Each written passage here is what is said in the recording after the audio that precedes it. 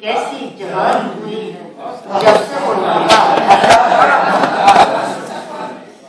मिट्टी की खुशबू से मौत मेरा पीछा करती है।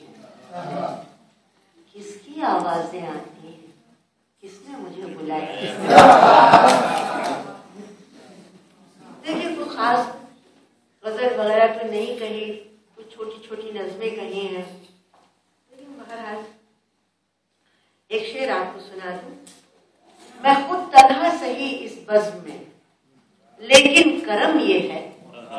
मैं खुद तन्हा सही इस बज़्म में, लेकिन करम ये है, बहुत सारे अकेले लोग मुझसे मिलते रहते हैं।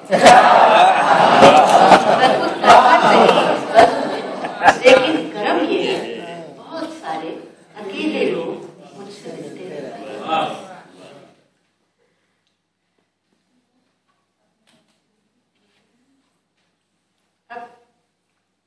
आप जानते हैं आजकल क्या हालात है हमारे मुल्क के, बस दुआ ही की जा सकती है।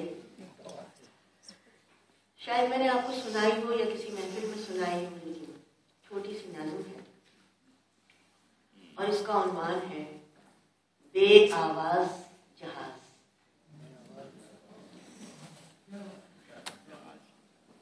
तो सब आप लोग जानते हैं कि ड्रोन हमले होते हैं, जो टारगेट उनका होता है वो भी पूरा हो जाता है, लेकिन खबर जो आती है वो इस अंदाज से आती है कि 2 दहशतगर्द मारे गए, 8 आदमी और हलाक हो गए, जिसमें 4 बच्चे, 3 औरतें और 1 बच्चा।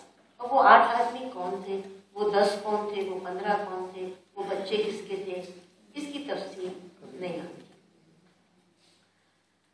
गांव के सारे बच्चे मिलकर